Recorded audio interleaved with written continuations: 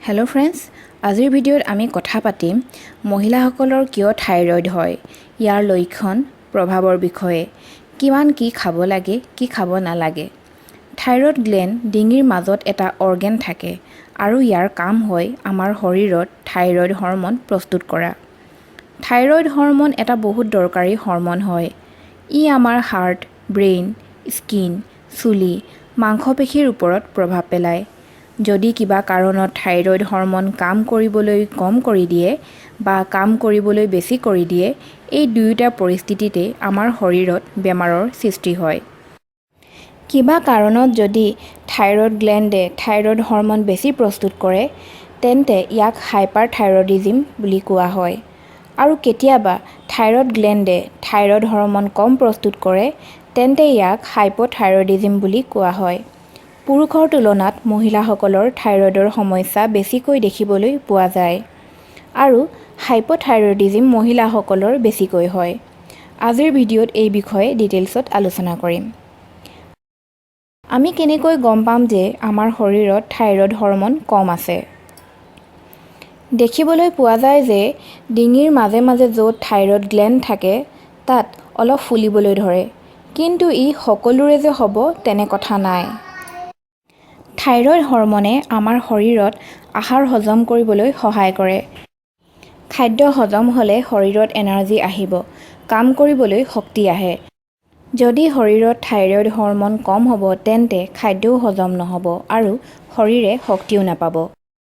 শৰীৰ সকলো সময়তে ভাগৰুৱা অনুভৱ কৰিব। বহুত টোপনিও আহিব।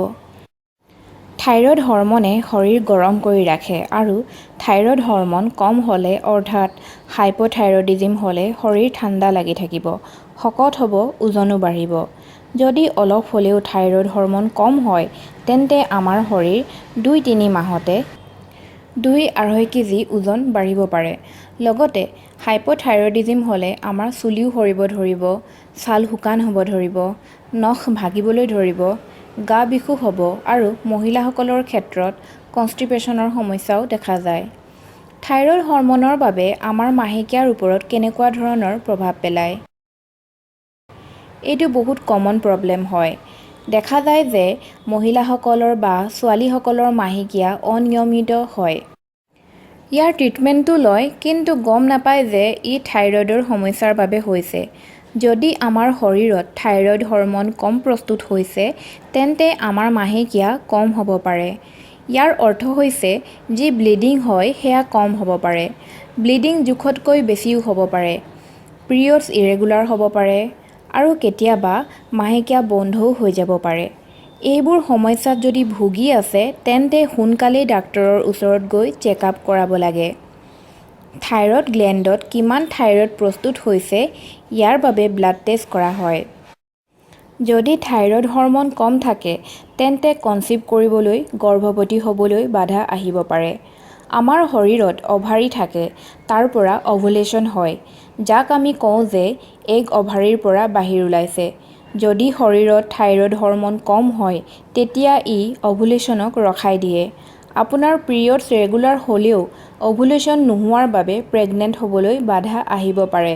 ইয়াৰ উপৰিও প্ৰেগনেণ্ট হৈ গ'লেও মিছকেৰেজ হ'ব পাৰে বা মিছকেৰেজ নহ'লেও বেবী সময়ৰ আগতে জন্ম হ'ব পাৰে। যদি মাকক গৰ্ভাৱস্থাত থাইৰয়ডৰ সমস্যা আছে, তেন্তে বেবীৰ মাজতো থাইৰয়ডৰ সমস্যা হ'ব পাৰে। থাইৰয়ডৰ সমস্যাৰ বাবে কেঁচুৱাৰ হাৰ্টৰ প্ৰব্লেম হ'ব পাৰে, অৰ্থাৎ হাৰ্ট ডিফেক্ট হ'ব পাৰে। ব্ৰেইন ডেভেলপমেণ্ট কমকৈ হ'ব পাৰে। সেইবাবে এইটো বহুত দৰকাৰী হয় আমাক থাইৰয়ড হৰম'নৰ চেকআপ কৰাই থাকিব লাগে। আৰু যদি থাইৰয়ড হৰম'ন কম আছে, তেন্তে লগে লগে তাৰ ট্ৰিটমেণ্ট ল'ব লাগে।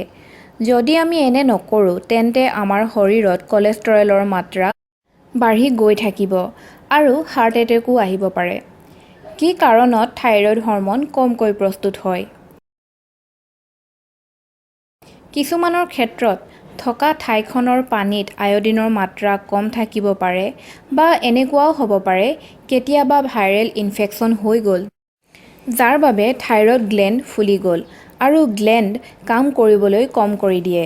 বেছিকৈ চিন্তা, ষ্ট্ৰেছ ল'লেও থাইৰয়ড হৰম'ন কমকৈ প্ৰস্তুত হ'ব পাৰে।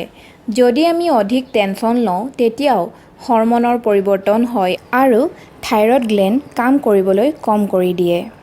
কেতিয়াবা বেবী ডেলিভাৰী হৈ যোৱা পাছত শৰীৰত এনে কিছুমান পৰিৱৰ্তন হয় যাৰ বাবে থাইৰয়ড হৰমন কমকৈ প্ৰস্তুত হয়।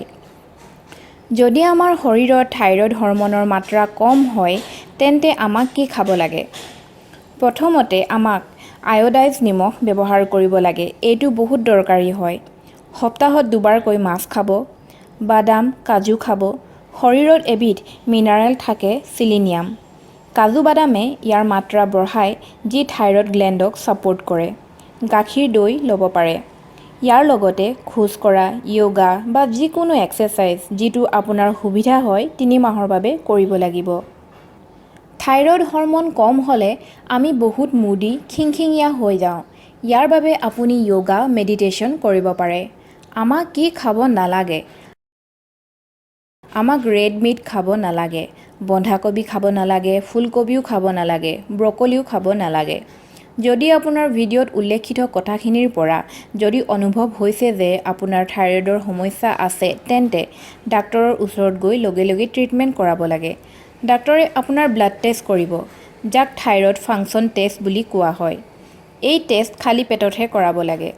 আমাৰ টেষ্টত যি ৰিপৰ্ট আহে তাত দেখা যায় যে আপোনাৰ যি TSH হৰমন আছে ইয়াৰ নৰ্মেল ভেলিউ 0.5ৰ পৰা 5 লৈকে থাকে। যদি আপোনাৰ 5তকৈ বেছি তেন্তে আপোনাৰ থাইৰয়ড গ্লেণ্ড ভাল ধৰণৰে কাম কৰা নাই। আপোনাৰ শৰীৰত থাইৰয়ড হৰমন কমকৈ প্ৰস্তুত হৈছে।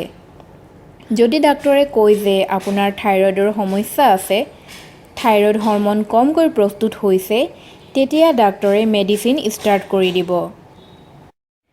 ইয়াৰ উপৰিও আপোনাক থাইৰয়ড টেষ্ট ৰেগুলাৰ কৰাই থাকিব লাগে। নতুনকৈ মেডিচিন ষ্টাৰ্ট কৰাৰ পাছত 1.5 মাহত এবাৰ থাইৰয়ড টেষ্ট কৰাব। তেতিয়া ডাক্তৰে আপোনাৰ সঠিককৈ কিমান ড'জ ল'ব ফিক্স কৰিব পাৰিব।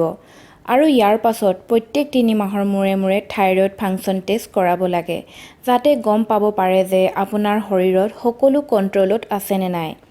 কাৰণ টেনশ্যন বা যিকোনো পৰিৱৰ্তনৰ বাবে এই হৰমন কম বেছি হ'ব পাৰে। সেইবাবে ৰেগুলাৰ চেকআপ কৰোৱা দৰকাৰী হয়। লগতে থাইৰয়ড মেডিচিন লোৱা সময়ত কেলচিয়ামৰ টেবলেটো ল'ব নালাগে আৰু এচিডিটি বা গেছৰ দৰৱো ল'ব নালাগে। 5-6 ঘণ্টাৰ ডিফাৰেন্স ৰাখিহে ল'ব লাগে। আশা কৰিছোঁ আজিৰ ভিডিঅ'ৰ ইনফৰমেশ্যনবোৰ আপোনালোকক হেল্পফুল লাগিলে।